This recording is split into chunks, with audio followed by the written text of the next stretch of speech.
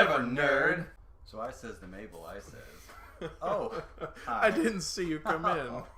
Well, welcome to whatever this is. This is Whatever, nerd. I'm JP. I'm Steve.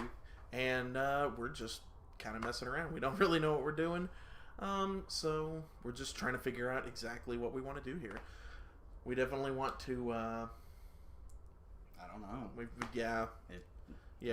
This is just an experiment. We've had people say, "Oh, you need your own show." So whatever. We're gonna talk about whatever, nerd stuff. Nerd stuff. I mean, I got tons of nerd stuff here. We're talking, yeah. I mean, nerd. I have my He's Green got Lantern. Everything. Everything we got. Yeah. This. Oh, electronic dildos for days. Oh! We're sitting here enjoying our coffee by the fire, and we have a plethora of mugs that we go through. As you can see this week, spilling everything on everything. I have Luke Skywalker and Darth Vader on the other side. I like mine dark roast. Myself, I have an awesome Voltron, Defender of the Universe mug with him rocking some sick licks on a flying V guitar. The V guitar? the V guitar. Get that V in there. It's so hard to drink. Isn't it? Or anything with these things. Well, I'm growing my mustache out. I've already had the beard. But it is November. And November is... No Shave November and Mow-vember. Well, it's Mow-vember, yeah. And what Mow-vember is, if you guys don't know, is it's kind of Men's Health Awareness Month is basically what it is. Right. You know, prostate cancer awareness, things like that. Right. Decided to take it upon myself this year to join in a little bit. I always have a beard, but I have not trimmed this mustache up since the 1st of November. It is awful, and it gets in the way. It looks good, though. It's very dapper, I must say. This guy's no shave life, as you can tell. Well, the side of my head. Well, that, yeah. But yeah, as far as the on top or on the front, yeah, no. But yeah, serious stuff out of the way. We do talk about nerd things. We love nerd things. And full disclosure, we can be kind of nerds. Yeah, and it's just how culture is these days. It's more of a accepted thing. I remember when I was younger, it was hard to kind of find some of the things I enjoyed. I could not buy a Green Lantern ring when I was younger. Mm-hmm. I can find it just about any gas station I want now. Basically, they have a big bucket of them at my comic shop. There you go. Yeah. But some of the things we kind of want to talk about are what are popular that week or that month. You know, we have what we've been doing. What we do.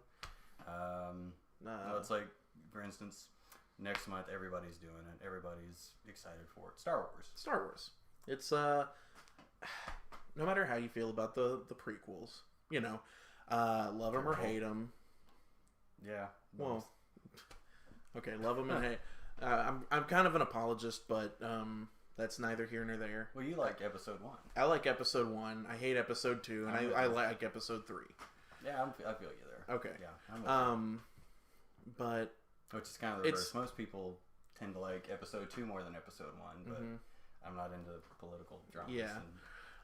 But yeah, so it's a new Star Wars movie. I thought we were done. I went to the grand opening, the midnight release for episode 3, and I thought that was it. I was like, okay, this is the last Star Wars movie. I got to go to it. Because I remember reading back whenever they were prepping for a release of episode 1. I remember reading George talking in interviews about oh yeah, I have a plan. I want to do episodes 1, 2, and 3, and then 7, 8, and 9.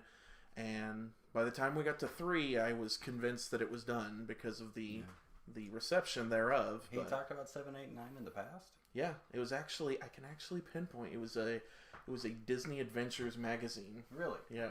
Interesting. I'd never known that. Yep. New Star Wars. I mean, it's just it's a cultural touchstone. You can't throw a rock without hitting somebody who loves Star Wars. Right. So. And don't get us wrong. I mean, I am a Trekkie, you could say. I grew up with Star Trek. I always kind of favored Star Trek, but I always liked Star Wars a lot too. Yeah, there's room to like both. It's like liking white milk and chocolate milk. Yeah. One of them is clearly superior, and the other one is bad, and they had to add flavoring to it. Yeah, that's the way that goes. You're in the minority there, buddy. But yeah, so we got the last two seats to the IMAX 3D out here. Oh, we're based out of Tulsa, by the way.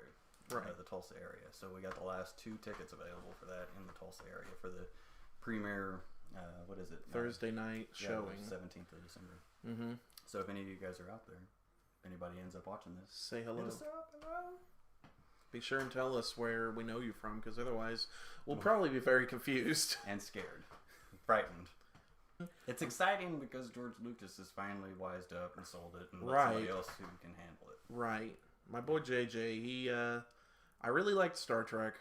I really was on Star Trek 2. Into Darkness was what kind of made me iffy on it. You know, I love the first one. I loved how they handled that. I don't mean to go off on the Star Trek tangent, but 2 was just kind of rough. It was Wrath of Khan light, you know?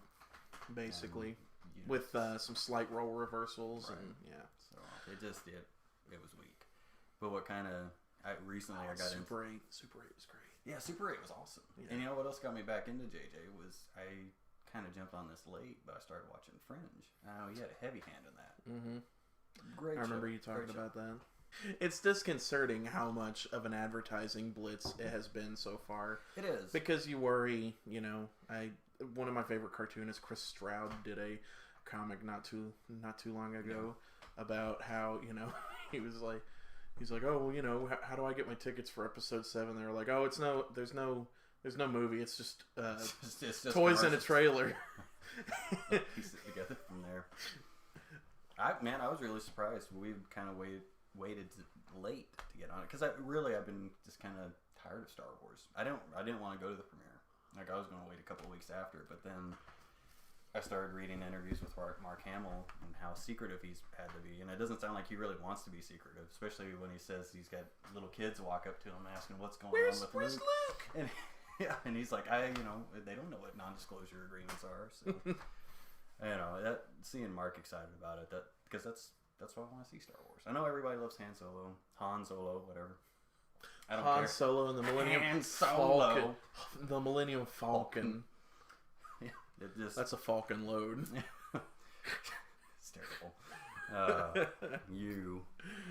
But I like Luke. Me. I want to see Luke. Yeah, and this guy. So yeah, that's why we got tickets. We're excited for it, and just like everybody else is. Something else I'm excited for, probably more excited for than Star Wars, something that I grew up with that has touched me in inappropriate places. Oh, wrong story. No, I believe I know what you're speaking of. The other thing, another great science fiction thing that's making a resurgence, the Mystery Science Theater 3000. Joel Hodgson, man, bringing it back. Thanks to Kickstarter. It's super great because they've always had a super dedicated fan base. I guess most people who watch this are going to know, but they make fun of movies. They make fun of old movies. Riffing, if you will. They coin the term riffing. But there's always been a huge fan base, even whenever they were based out of Minnesota. Minnesota, yeah. KTLA days. Was it KTLA? I believe so. That sounds right. If we get it wrong, excuse us. Be sure to flame us away in the comments. You sound like an old internet person. Be sure and flame us on the Zanga. But it's such a cultural touchstone. But even back in the day, you know, they had, you know, the bumper at the end of the credits, you know, keep circulating the tapes because they had the right to air them but not sell them. Right.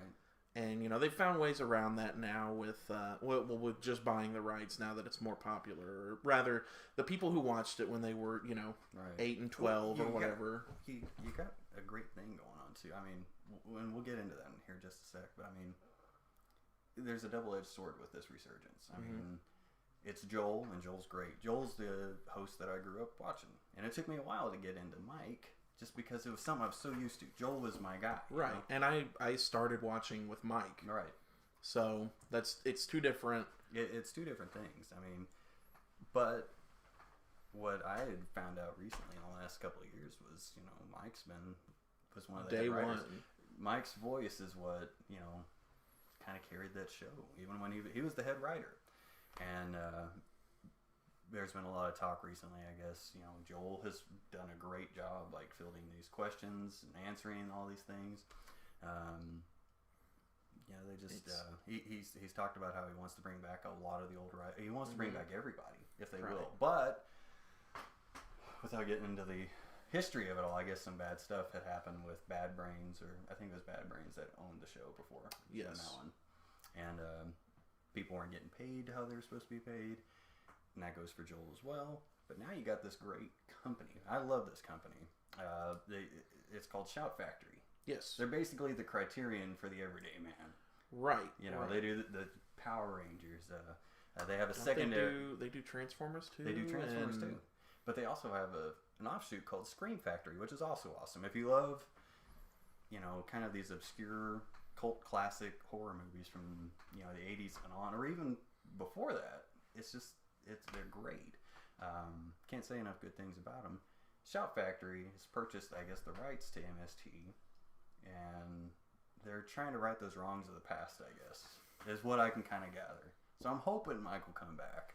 At least to kind of help grandfather in the new generation, because they got a new host. Right. They got new actors for the bots, and they're going to have a new everything's going to be new. The new host. I believe he is from The Nerdist, correct? Jonah. I don't know his last name. Starts with a B. But I know on the show it's going to be like Jonah Hetson or... Right. They always kind of keep Heston, it... Yeah. They keep it kind of simple, like a more simple names, rather. But yeah, I honestly don't know anything about him, but I do know that funny. Nerdist is incredibly popular, and he's a huge MST fan. Right, and if you go to his Twitter, that's what's important.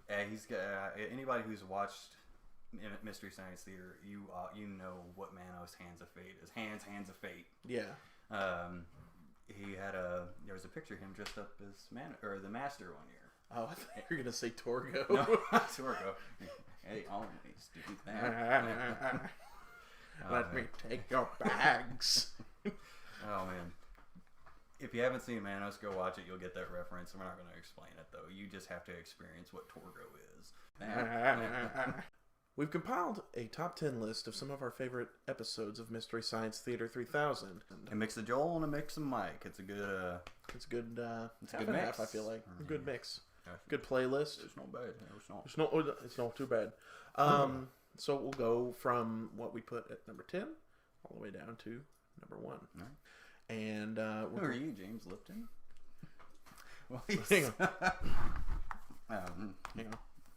we've compiled a list of some of our favorite moments from Mystery Science Theater 3000. Now, may I ask you, are you indeed a quote good fella? Yes. We're going to share a quote and kind of a general synopsis. Kind of a to entice you to go see it. Yes. See these. They're really funny. And support the Kickstarter too if you haven't. Yeah. It's great. It's worth $1. Check out the MST official Facebook page to find information about their Kickstarter. Exactly. So number 10. Number 10. This is one of your picks. Yeah. There we go. 10. Thank you. The Time of the Apes, man. It's basically a Planet of the Apes knockoff. It was a television show that they spliced together into just a movie. Oh, that's always lovely. Right, I know. And it was by a producer here in America named Sandy Frank, which if you're an MST fan, it's just... That's a familiar name. They're the best, worst movies. Sandy and Frank. But yeah, man, Time of the Apes. Favorite quote from that is there... I'll just... I have no context with it. Favorite quote is, little horse for a little monkey. If that doesn't get you to want to see it, I don't know what will. Number 9's another one of your picks. Zombie Nightmare. Starring the impeccable Adam West, who we've met in real life, and he has kind of a grudge. Yeah, but I love Adam, man. I say crap, but it's all in good fun. Right. Zombie Nightmare. It's basically it's kind of like a really terrible Tales from the Crypt. kid gets killed, comes back for revenge. Voodoo's involved. Motorhead does the theme song, which is just Ace of Spades. It's a zombie nightmare. Or I like the alternative lyrics is Ace of Base. So, but my favorite quote from that is, "Hey, look, it's Eddie Van Halen." And it's just because I'm an Eddie Van Halen fan. It's not really that funny, but Right. Okay, number 8's also one of your. Overdrawn at the memory bank. Man, I can't remember a direct quote from this because it's been a little bit since I've seen it. But Raul Julia's in it. Right. That's all you need to know is Raul Julia. And what Overdrawn at the memory bank is it's basically a knockoff of Total Recall. You know, it's like original. I was gonna say it's like a bad version of Total Recall, but they remade that and they made a bad version of Total Recall a couple of years ago. So no, but this has Raul Julia in it. It's like good, bad, good sandwich. It's like, man, this corned beef is really good. This bread is awful. I need it twice. Yeah. So there's a scene in it though that I really like. Because it's just hilarious. They didn't have a budget. Everything looks like it's shot in a shopping mall, and it's all shot on videotape. And it probably was. Yeah, and they used like stock footage of a monkey walking around, and it's supposed to be Raul Julia. They put his mind inside of a monkey. So it's just like a monkey like doing monkey things. It's Raul Julia riffing within the. It's like a meta riff. It's great. It's hilarious. So. That's a good one, and not a lot of people. I mean, it's one of the more obscure ones, but it's great. Yeah, Number 7 is my pick. It's Werewolf. Joe Estevez. A Joe Estevez joint. It's a werewolf movie. Brother of Martin Sheen. It's a werewolf movie shot by people who can't pronounce the word werewolf. Yeah, it's pretty terrible. So, and my favorite thing is that there are no like actual night scenes in it. It's just all day scenes with blue filter. That's good. Yeah, man. For a quote, I mean, honestly, just Werewolf. That's it. That's the number 1 of the movie. Okay, number 6. That's one of your picks. It is. Thanks for spoiling. No, dick.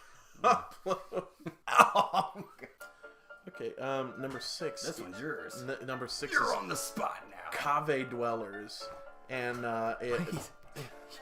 Wait, no. Skip 7. Spoilers for number 6. Cave Dwellers, man. It's a movie about cave dwellers. No, it's actually a bit more about like it's kind of like It's a Conan knockoff. It's a knockoff, yeah, and I guess it's like a sequel to another movie, but it stars Miles O'Keefe. How much O'Keefe is in this movie? Miles O'Keefe. Dang straight. But it's great, and all these are great. I don't know why I keep saying they're great, but they're all great. That's why they're on our top 10 list. Favorite quote in it is "Bing bong." There you go. Okay, number 5. Oh, number 5 is one of mine. It's Beatniks. And it's not Beatniks like you always picture, like the bongos and yeah, cool, man, It's just like street toughs, and they hold up a greasy spoon. I forgot about that, yeah. Yeah, they hold up a greasy spoon trying to get just money to get by or whatever, and they end up, how would you boys like a hamburger sandwich? And what was the garnish? It comes with French fried potatoes garnish. So is that your favorite quote? Because I don't know if they ever actually say it or if it's on the wall or what. It's just something you want to hear. It's, yeah. How would you boys like a hamburger sandwich with French fried potatoes garnish? Oh, that'd be lovely. Thank you, sir. Okay. Number 4. Number 4. That's your favo. It is, and I think it's mutual it's shared. Yeah, towards the end, these are like very, we share these favorites. Space Mutiny, man. And there's so many quotes in that. Biff, hard slap. Yeah, I think I can't even remember most of these just because I run them all together. But Space Mutiny is a cheesy 80s sci-fi movie that's just awful. They ride around. It's shot in a boiler room, basically. Basically, yeah. The ships look like it's all just shot in a boiler room.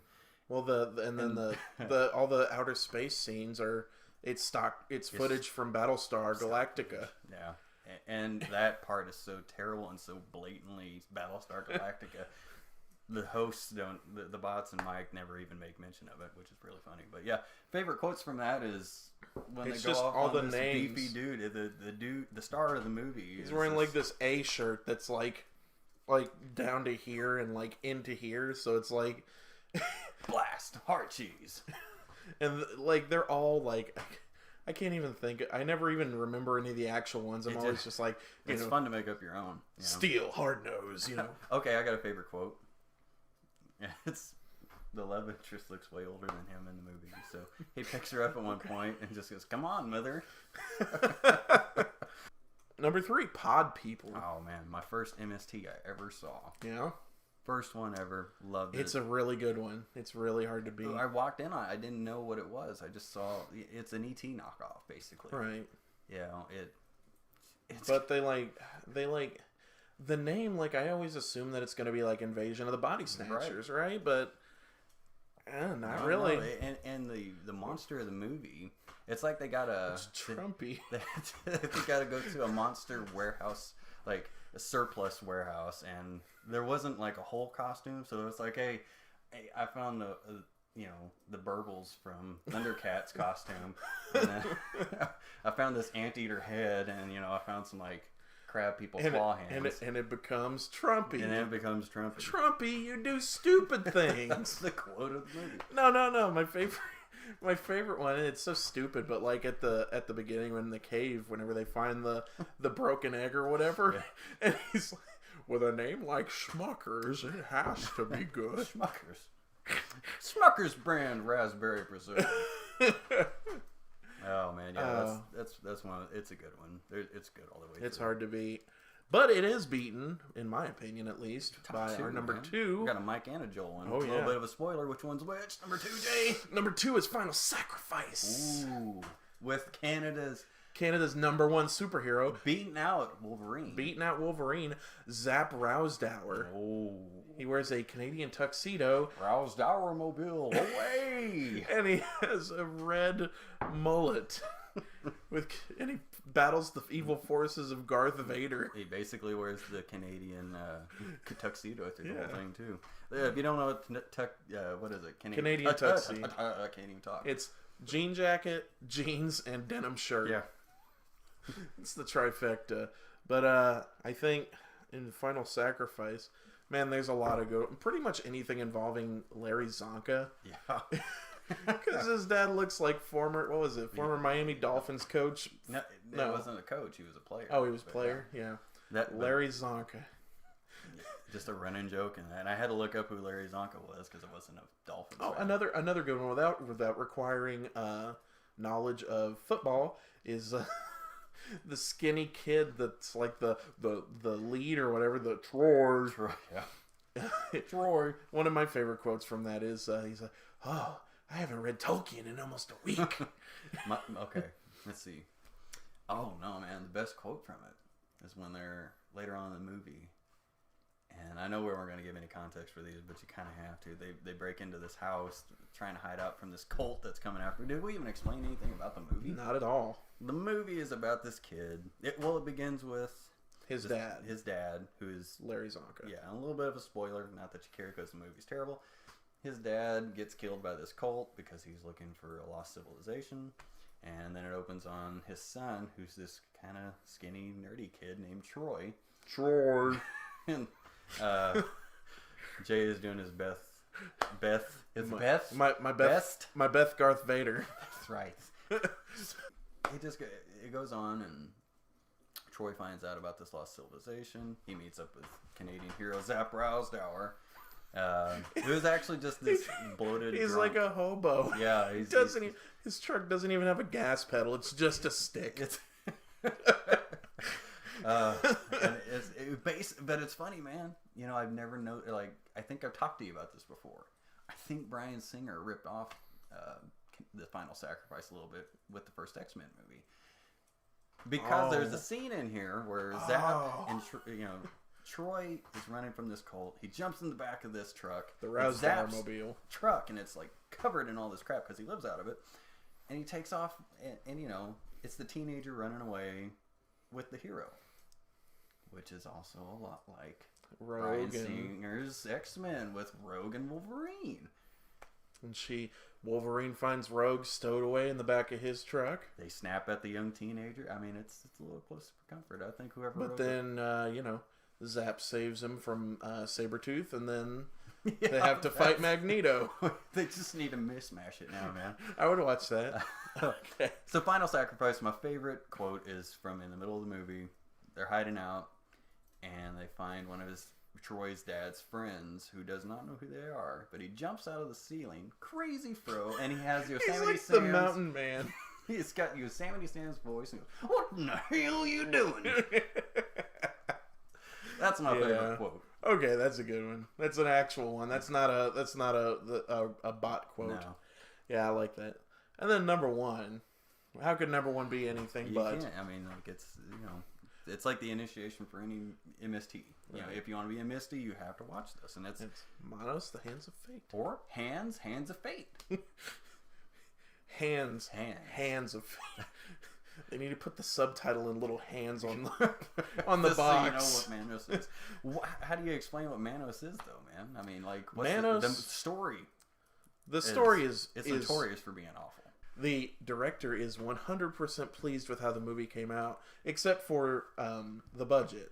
Yeah. Which he's like, yeah, you know, some of the effects could have been better, and it's like, no, this is an absolute train wreck of a movie. Well, and the way they miss major plot points, like Torvo and Torgo. Torvo. I don't know. All these characters have stupid names. They do. I mean, I don't even know why I'm correcting you. It's Torgo. It's not worth knowing. He has giant. He's got like goat legs. Yeah, but they don't tell you they're supposed to be goat legs. He just walks around this whole movie with this gait and like huge thighs. It just looks like he's a huge fan of the Thigh Master. You know, he loves Suzanne Summers. Huge fan. Torgo's a huge fan. Well, what's not to love? I know. I like Step by Step. Anyway, we're not talking about Step by Step. We're talking about Manos. Don't you bite it. Can I please take your bags? Favorite quote is, "They always do that." We know most of these quotes aren't funny to anybody, but you know, when you watch the movie, they're funny. You'll dig it. I mean, and it's something that those are things that you can say around any MST fan and they'll know it. So it's like, oh, you know the thing. You know that thing about the thing, and then the thing. Especially, you know, that's one of the, you know, Trumpy, you do stupid things, because you can't possibly mistake that for a quote from anything else. Or potatoes. Oh, potatoes. Oh, hairy potatoes. Okay, more.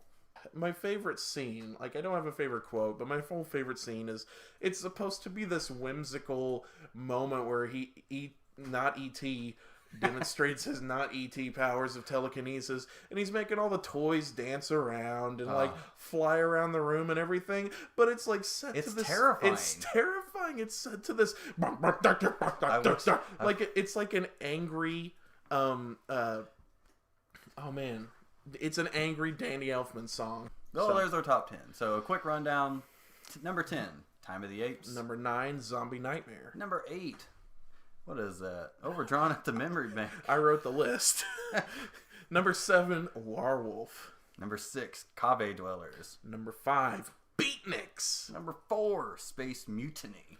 Number Blast Hard Cheese. Number 3, Pod People. Trumpy, you do stupid things. Number 2, The Final Sacrifice with Zap Rosdauer. And Darth Vader. And Troy. Food. And number 1 is Manos, The Hands of Fate. Man, the more I think about it, we just needs to get kicked out of there because we enjoyed the others so much. Yeah, more. I know, right? It's a rite of passage, people. You got to watch Manos, right? But it's good. We're probably gonna watch it here in a minute. Yeah, so right back there in the fire, you know. Throw a DVD on. Just throw a disc. Yeah, watch it melt. Throw it through your TV. What TV? I mean, throw it through your hearth. Hearth? So, what else you got? Other things. DC okay, you know, hands up. I'm a DC fan. I'm a DC guy. I appreciate Marvel. I do, especially their movies. Their movies are really fun. They did what Warner Brothers should have done a long time ago. Mm-hmm. Warner Brothers had the means to be able to do it. They had all their characters under one roof. Yep. Marvel had to just kind of throw what they could and see what happened, and they made it work. I mean, they did a great job. They really did. Their movies are super. That's the thing, is like DC. They don't. Their superhero movies aren't fun. Like, well, yeah. I mean, I love the Nolan movies, man. Right. I do. I really do. They're really great, but those are basically films. But they're basically not Batman. He doesn't do anything Batman-y. The strongest characters in the movie were the villains. The Dark Knight was a Joker movie, which is fine. Yeah, it was great. Yeah, but like whenever Batman's a footnote, I mean, I have to say, man, when we're talking about Batman, I know I haven't seen the new movie. I haven't seen Batman versus Superman. You know, it's not out yet. But from what I've seen of Affleck, dude, I believe in it. I think he'll be all right. As far as casting choices go, I mean, again, I am a DC fanboy though, so yeah, Ben Affleck is a good actor. He's a good writer, and he's a good writer. Yeah. But honestly, I mean, just the stuff that he did in the early to mid 2000s, though, I think that's what tainted him. You have the Geelys, you have Reindeer Games, which is awful. You have Daredevil, which if you see the R-rated Daredevil, the uncut one, it's a completely different movie. It is. Heath Ledger. I mean, the fact is, there's never been a comic book casting choice that anyone has ever really been happy with at first. Heath Ledger, you know, that's my go-to example. You know, it's like people thought Heath Ledger was going to ruin the Joker, and then now he's everyone's not my favorite Joker, you know, but he was a great Joker. He's great, yeah. I mean, but the best. I'm willing to give anyone the benefit of the doubt. Yeah, man. Except for George Clooney. George Clooney with his pillow eyes and Batman and Robin. Jay and I noticed, like, we rewatched Batman and Robin for whatever reason. We needed a good laugh. We're on an Arnold Schwarzenegger kick. We love Arnold movies, by the way, and we'll probably have to do a show about that soon. Oh yeah. It's an talk obsession. For hours, and we know there's other like-minded people like that out there. But he always does this thing when he's talking to Alfred. Oh, Mr. Wayne, your car's ready, sir. Oh, thanks, Alfred. That's right. There's always this smug. That's thanks, Alfred. Or whenever he's in the bat cowl. Thanks, Alfred. Oh man, it's always like he's got a continuous crick in his neck when he's in the cowl. Huh? That was the number one thing that the Nolan movies did right, was they made it finally, not a cowl. Yeah. I mean, whenever it was 2012, and they finally got a bat suit where a guy could. Yeah, I don't know how you can't. It was like 2008 is when they did that. That's when I got the new suit. What? Those are so. It's getting up there, man. Here's the thing, though. I don't know how they did it, but they gave him, and I think they should have been able to figure this out a while ago. But in the new movies, Affleck's, which is great. His bat suit is awesome. I think he's, it's the gray suit, the gigantic black bat. He's got Frank Miller. Yeah, basically the Frank Miller design. But his cowl will let him turn his head, and it's a real cowl. Wow. It's pretty cool. If you look at, and he's really mobile in this suit, and I mean, it's kind of bulky looking. So the fact that he's moving around as fast as he is kind of cool. I mean, he's armored to take on Superman, so right. I mean, we started talking about DC though because today, DC released the first image of what is her name? Gal Gadot. That was Gal Gadot. Gal Gadot. What? Got it? Oh, Got it? Oh, I've never said it out loud. I know, I always read it. We should be prepared better. What are we doing on this show? So, Wonder Woman. They released images of Wonder Woman. Yeah, they did. They showed the new. Well, and I've seen pictures of her before. Right, but those were like movie poster style. This is like her in. This is just in for costume. her movie. It's just the fact that this movie is finally getting made. I never thought we'd get one, honestly. And she's one of my favorites. Yeah, I know. And, the fact that Joss Whedon wrote the original Wonder Woman, he was working on a Wonder Woman movie for a long time. Before he did the Avengers or anything. DC hated it. Warner Brothers kicked him to the side. They said, we don't want this. Which I think is kind of crazy now, considering he did one of the, two of the biggest opening movies ever. Yeah. But, hey, you live and learn. But I really have high hopes for this new Wonder Woman movie. It's the first female superhero movie. She's top line. How stupid is... Right? It's 2015. It's 2015, and we're only just now getting a female superhero movie. And there's especially a lot of good ones out there, man. How popular Black Widow is right now. I mean, it's like... Well, and the amount of female readers there are for comic books these days. It's almost to the point where I kind of want to say maybe the numbers are getting a little higher than male readers. Yeah. Well, with characters like, Miss Marvel, the new Batgirl. The new Batgirl's great. Oh, it is. I freaking love that series. Between that and then, like, even non-superhero, Rat Queens... That's every main character, and that is female, and it's like the Captain Marvel. Not Shazam. Not Shazam. Not Shazam. Shazbot. Shazbot. No. Oh, now I'm sad. But yeah, no, it's ridiculous that the fact that we're working on our third Spider-Man reboot. And we still haven't got a female superhero. The closest thing you get is a Catwoman movie with Halle Berry a few years ago. I didn't even want to bring that up. I'm sorry if that hurt anybody's feelings. Forgot about that. I've never seen it. It's awful. There's nothing. I managed to avoid it. I remember when the concept art was getting kind of leaked and everybody thought it was a joke. They're like, oh, this can't possibly be real. Right. It was, Is it one of those where you heard the reviews... And you're like... It's pretty much Catwoman in name only. I mean, like, she dresses... Well, it's not Selena Kyle. It's not. Is it not? I thought it was. I thought she had a different name. I blocked most of that movie out years ago, so... It's one of those movies where I feel like if I watched it, it would be one of those where... It can't be that bad. Oh. It's that bad. You immediately go find a soldering iron and... But yeah. Poke out eyes. Pull out glasses, poke out eyes. I didn't want any. And I threw it on your bed. You did. My bed's right over there. Shooting this in my room, by the way. It's so lovely. It's very cool. Oh. Ooh. Get a little chilly in here. You might want to get a poker and stoke that. Yeah, you got it, man. Get that and just poke it. Yeah. Closing remarks. Okay. Well, what have you been enjoying lately? Well, with school and everything, I haven't had a whole lot of time just to be able to enjoy anything new. Right. So I've been getting into like some older stuff and stuff you can put on in the background. Yeah, and man, Netflix is the best for that. Netflix and chill. No. Never again. Never again. Oh boy. Well, two things. I'll say two things I've been getting into. Okay. Is and it's not. This is the most recent thing. Rick and Morty. Love Rick and Morty. Go ahead. Morty, what do you think you're doing? You can't just sit around and watch Rick and Morty all day. Why not, Rick? I mean, you just stay over there in your lab doing whatever you want. I mean, damn.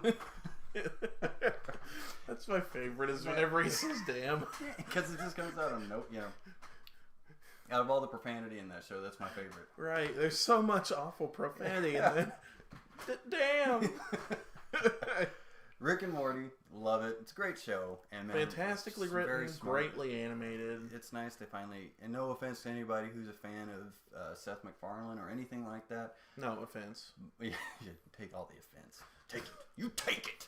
You take it and like it. Take it right on home to mama. But Rick and Morty, man, it's smartly written. I enjoy it. And it comes from the guys who do Community. It's a great show. That's what I've been getting into. As far as what's been my go-to though, an oldie but a goodie, man. The Munsters. Oh, the Munsters. Yeah, we were watching that the other day. We were. Next Halloween we're wanting to go as Herman and Grandpa. Grandpa. Trying to figure out who needs to be who though. Every I think person you need to be Herman. That's what I. But then we get the vice versa. You know, yeah. People keep saying, you know, like one person will be like, "Oh yeah, you need to be Herman," and then the other one will be like, "Oh no, he needs to be Herman." And I'm like, whatever. We're just gonna be Marilyn and Lily instead. I was gonna say we can both be composite Munster. Just split down the middle. That'd be great. No, half Herman, half Gomez, half Grandpa, half Fester. Or Fester. Yeah, there you go. That's even better. Those are what I've been into, though. What have you been into? What I've been into lately is, honestly, I've just been watching a lot of Let's Plays. Markiplier, the Grumps, this and that and the other. You're the one who really got me into, like, kind of got me more interested in things like that. I didn't know. Well, for one, production around those things are a lot better than I thought they were going to be. Oh, it's hilarious. Those guys are funny. But yeah, I'll usually put on an episode of the Grumps or Markiplier or something. Put on a playlist and I'll sit there and play. I've been playing on my DS a lot. Digimon World Dusk. Mm-hmm. It's an old game, but it's still it's a really good one. I recommend that. That's my pick of the week. Insert graphic. Just right over. What about right in here? No, right here. Right there? Right here. Your pick of the week? Bing, bing. I don't know what that was. That sounded like an angry, constipated Pac-Man. He's got to get his Metamucil. Where's my fiber pills? Oh, we got a fart joke in there. You know, episode 1. Boom. In the bag. Right. Say goodnight, Steve. Good night, Steve.